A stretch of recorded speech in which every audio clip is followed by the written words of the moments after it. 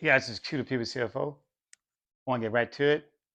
Let me give you a little theory. What we're going to talk about right now, we're going to get into understanding periodic accounting and then get into some adjusted entries and what those adjusted entries look like. Uh, First of all, as we've all known, you got to understand a couple of things before we start doing adjusted entries. There's two types of periodic reporting, which is based on a fiscal year and based on a calendar year. A fiscal year is typically a cycle of 12 months that begin on the first month of that period and ends on the last month of the 12th period. Now, a calendar year is, as you know, from January 1st to December 31st. From a fiscal perspective, you can have a calendar year from July 1st through June 30th of the next year. So those are two different things. You got to understand fiscal year because people close their books, companies close their books on a calendar year, a quarterly period, and a monthly period. So that's where things start. So when we talk about adjusting entries, the reason we have to do that, there are certain things that happens outside of cash accounting. So most of what you probably learned so far is the cash accounting, where you reflect the transaction when cash was paid or when cash was received.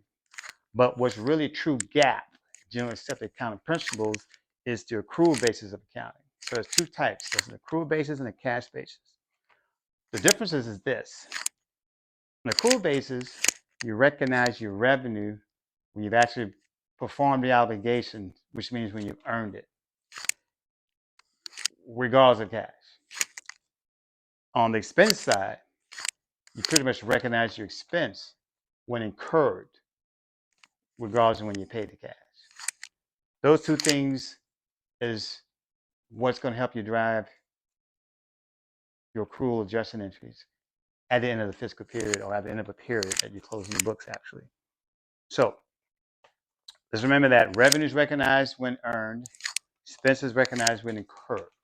And the idea here is to allow you to reflect the proper revenue in a period in which you've earned it, but have not received the cash yet, and to recognize your expenses in that particular period when you have not paid the cash, right? Exactly. So that's the difference between that and cash basis. Okay. So for example purposes, let's start with a transaction, right?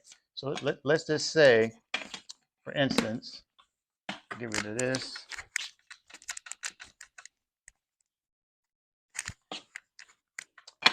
Okay, it's January 1st. You know, we had some transactions throughout the month. Now we're at the end of the month, on January 31st. And we earned some revenue. So we did some service work. Company X went out and did some work for a business, and it was performed like on the 28th. But the money does not come in until February. So technically, you have earned that money within this period. You haven't received the cash yet, but you have earned it. So accrual basis says recognize your revenue when earned. So let's say that was 10 grand. So what you would basically do in your T accounts, well, let's just say first, let's do the journal entry. You've earned the revenue, but you have not received the cash.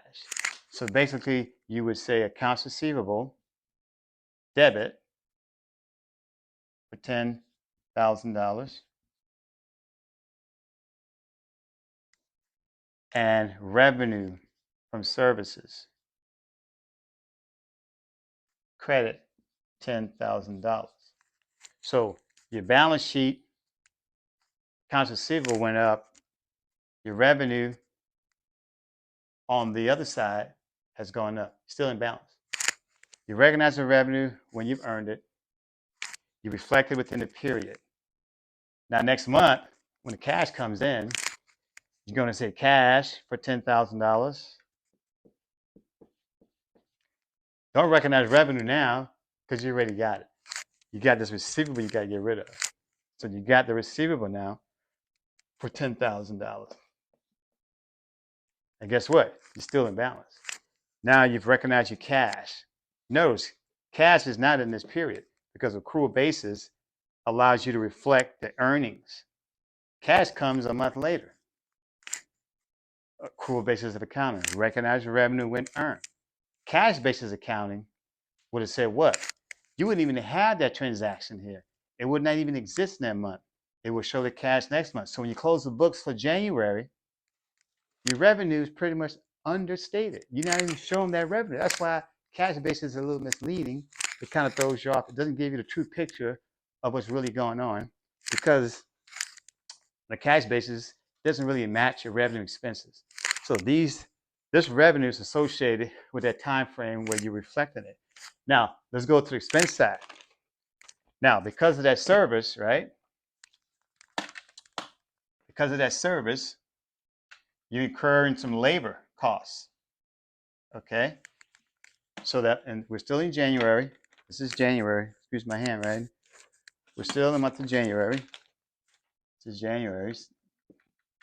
Okay, now what you've done, the service that you incurred that revenue for was labor associated with it.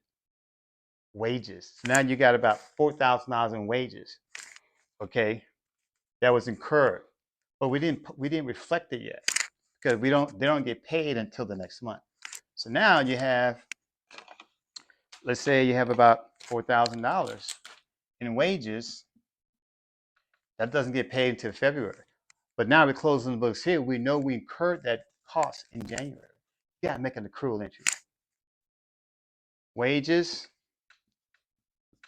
expense, $4,000, debit, and it's an accrual basis. So on the accrual side of liability, you have to do wages payable. You gotta hit the payable account, $4,000, and that's in January. You book on January 31st because you're accruing it. Matching your expenses when incurred. You incurred that expense in January. $4,000 got paid next month. So in February, when it gets paid, you're going to get rid of that payable, wages payable, $4,000. Cash goes out the door, $4,000. See? You reflected your expenses when incurred in the month because cash was paid a month later, and you didn't pay it in that month, so you have to reflect that accrual because you incurred costs. So now you're matching the revenues that happened, and you're matching expenses that happened in that month. So in that month, you're going to reflect, the proper timing of those costs. So periodic costs, those costs are happening in that time frame. The revenues happen in that time frame. GAAP says you got to match those guys and put them in there. All right, let that sink in for a little bit. I'm doing another little quick video on some more adjusting entries.